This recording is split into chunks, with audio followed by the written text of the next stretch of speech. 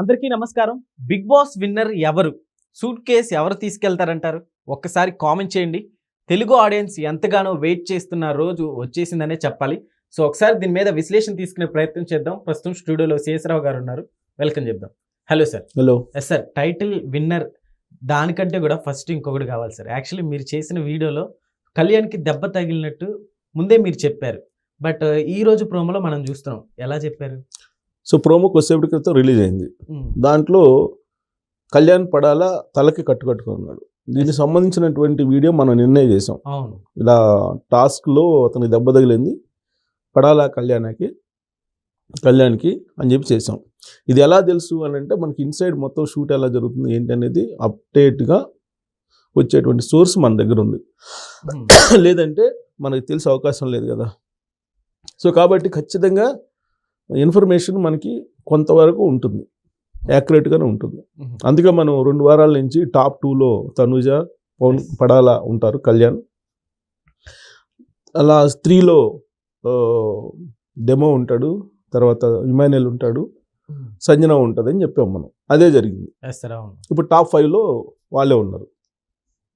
అయితే ఇప్పుడు ఎవరు విన్ను, ఎవరికి సూట్ కేసు వస్తుంది, దీని మీద అందరు కాన్సన్ట్రేషన్ చేస్తున్నారు. మరో కొన్ని గంటల్లో విన్నర్ ఎవరు అనేది తెలిసిపోబోతుంది. అది సండే తెలిసిపోతుంది. అయితే ఇప్పుడు షూట్ జరుగుతుంది ఎక్కడ, అన్నపూర్ణ స్టూడియోలో. అక్కడ షూట్ జరుగుతుంటే అక్కడ జరుగుతున్నటువంటి రిజల్ట్ మొత్తం మనకు వచ్చేస్తాయి, ఆటోమేటిక్గా వచ్చేస్తాయి.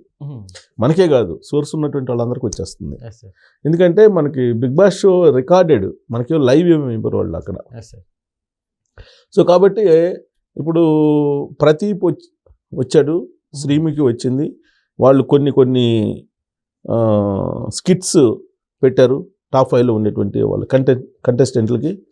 అలాగే డ్యాన్స్ ప్రోగ్రామ్స్ కొన్ని పెట్టారు, D2 ప్రోగ్రామ్స్ అలా పెట్టారు. దాంట్లో ఎలిమినేషన్ ఇప్పుడు మనకి ఈ వీడియో చేస్తున్న టైంకి టాప్ 5లో నుంచి ఎలిమినేట్ అయింది ఎవరు అని అంటే సంజన. ఇప్పటి వరకు మనం ఈ వీడియో చేస్తున్న టైంకి ఎలిమినేట్ అయింది సంజన.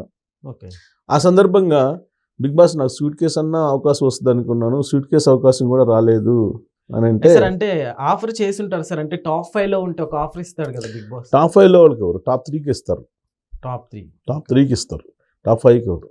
సో నాకు సూట్ కేసు అన్న ఆఫర్ ఇస్తారు అనుకున్నాను సార్ అని చెప్పేసి సంజన అంటది. అంటే అదేంటమ్మా నువ్వు టైటిల్ విన్నర్ అవ్వాలని కోరుకోవాలి కదా అంటే, లేదు సార్ నా ఆట నాకు తెలుసు సార్, నా స్ట్రెంత్ నాకు తెలుసు సార్ అని చెప్పేసి అంటది.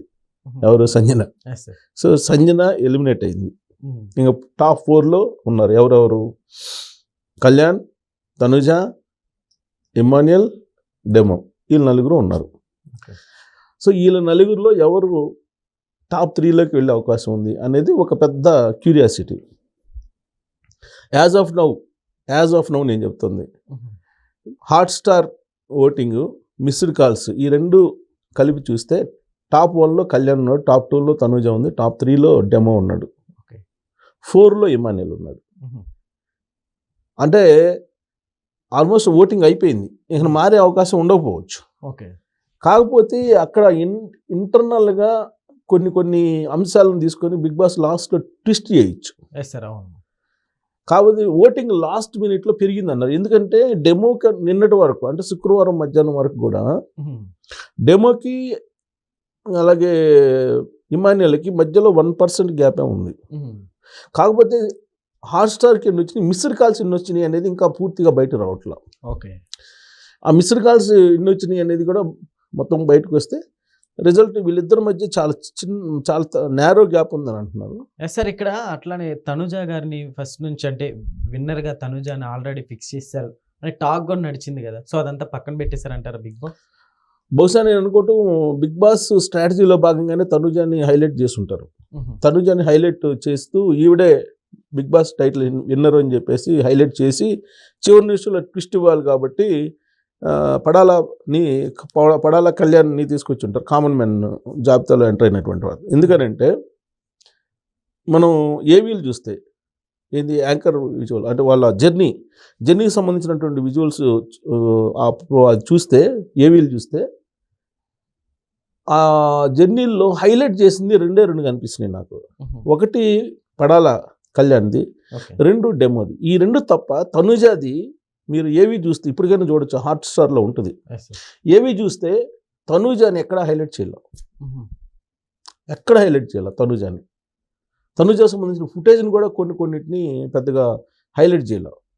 ఆ ఏవీలే ఓటింగ్కి పనికి వస్తాయి, మిస్డ్ కాల్స్కి పనికి వస్తాయి, ఓటింగ్ పనికి వస్తాయి. చివరి నిమిషంలో ఆడియన్స్ ఓట్ వేయటానికి పనికొచ్చేవే ఏవీలు, యాంకర్ విజువల్స్. అంటే నీకు వాళ్ళ జర్నీ మొత్తాన్ని క్లుప్తంగా చూపిస్తారు, ఒక ప్యాకేజీ లాగా, ఒక చిన్న ఒక స్టోరీ లాగా చూపిస్తారు. ఎస్ సార్ సో ఆ స్టోరీలో మీకు తనుజాది ఫుటేజ్ ఎక్కడ హైలైట్ చేయలేదు, తనుజాకి ప్లస్ పాయింట్ ఉండేటువంటి పాయింట్స్ని ఎక్కడ తీసుకోవాలి. కానీ పడాలా కళ్యాణ్కి సంబంధించినటువంటి ఆ జర్నీని అద్భుతంగా చూపించారు. ప్లస్ ఏం చెప్పారంటే బిగ్ బాస్ 0 నుంచి మొదలై 0తో ఎండ్ కాకుండా ఓకే అగ్ని పరీక్షలో నువ్వు నెగ్గావు అని అన్నాడు.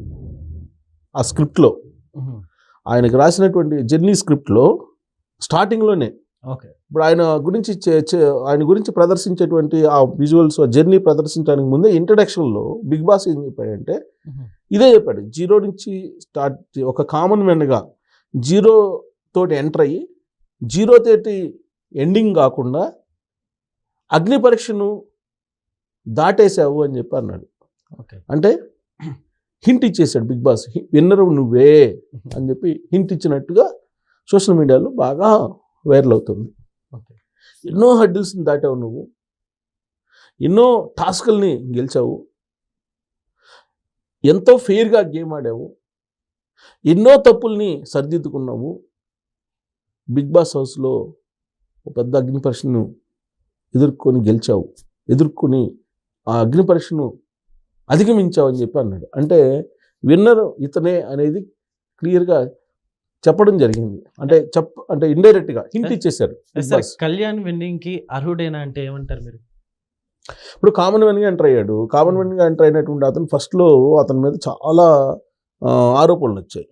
అక్కడ ఉండేటువంటి 21 మంది పార్టిసిపెంట్స్ మొత్తం, ఆ 21 మందిని వరుసగా ఎలిమినేట్ అవుతూ వచ్చారు వారం.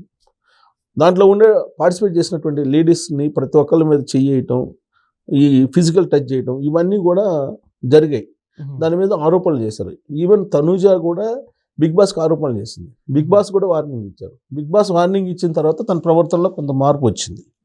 సో కాబట్టి అతను ఫస్ట్ ఫేజ్ అంతా కూడా నెగిటివ్గానే ప్రొజెక్ట్ అయ్యాడు. తర్వాత ఎప్పుడైతే జవాను ఇతను మిలిటరీ మ్యాన్ అనేటువంటి ఫోకస్ ఇవ్వడం మొదలు పెట్టాడు బిగ్ బాస్, అప్పటి నుంచి అతని గ్రాఫ్ పెరుగుతూ వచ్చింది. ఓకే ఆ తర్వాత తనుజాతోటి లవ్ ట్రాక్ నడిపేటువంటి ప్రయత్నం చేశాడు.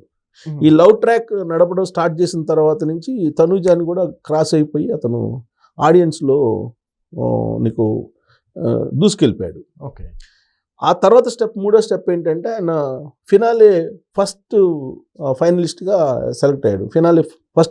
ఫైనలిస్ట్గా సెలెక్ట్ అయ్యాడు. దాంతో అతని గ్రాఫ్ వీళ్ళందరికీ అందరంత ఎత్తుకు వెళ్ళిపోయింది. 2 hours లో తన గేమ్ మొత్తం చెప్పారు. మొత్తం అది ప్లే చేశారు కదా, ఆయన స్టోరీ ప్లే చేశారు.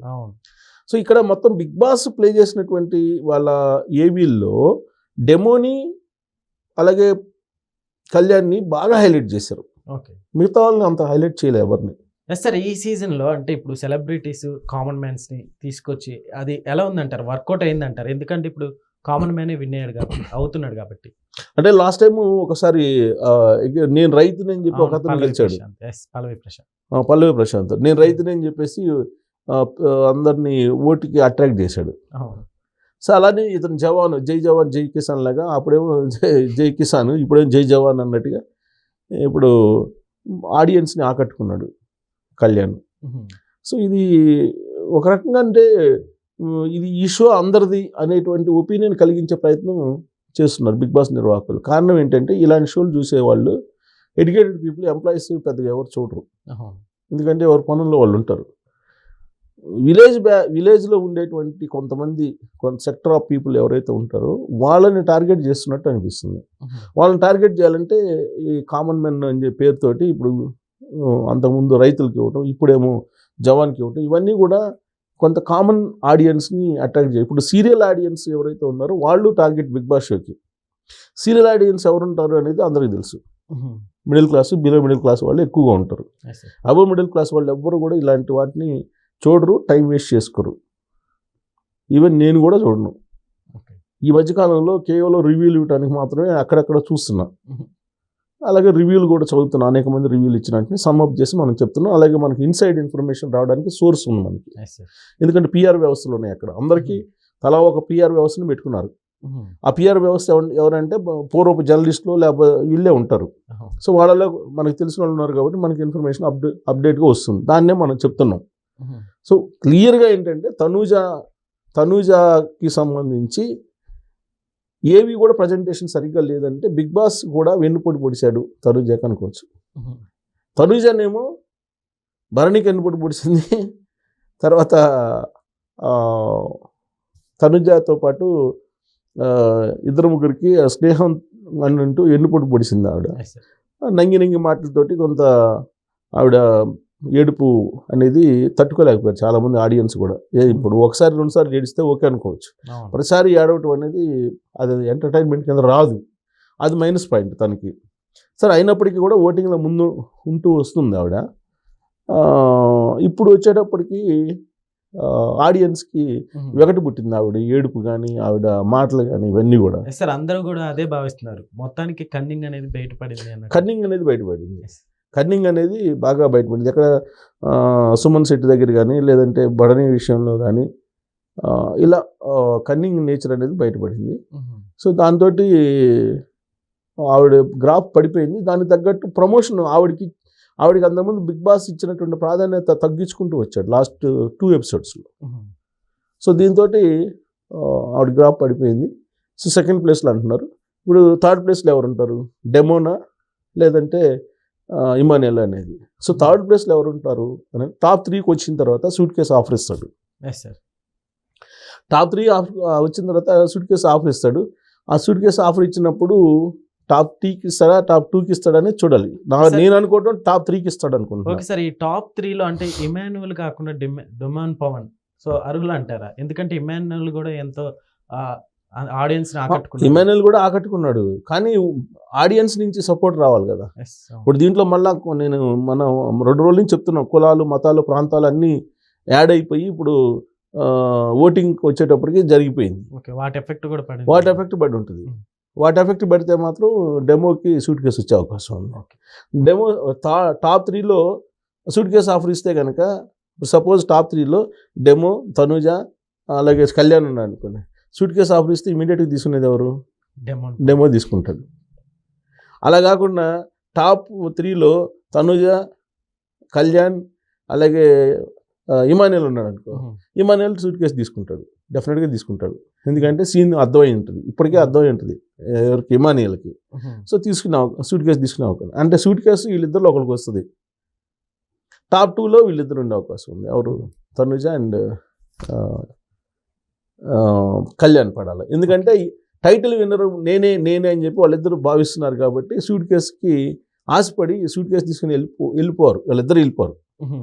సో ఫైనల్గా వాళ్ళిద్దరిలో ఎవరో ఒకళ్ళు, వాళ్ళిద్దరికి హోప్స్ ఉన్నాయి కాబట్టి వాళ్ళిద్దరు సూట్ కేసు తీసుకోరు. వీళ్ళకి హోప్స్ ఉండే అవకాశం లేదు. అందుకని సూట్ కేసు వీళ్ళిద్దరిలో అవకాశం వస్తే వీళ్ళిద్దరిలో ఒకరు సూట్ కేసు తీసుకుని వెళ్ళిపోయే అవకాశం ఉంది. Okay sir, thank you.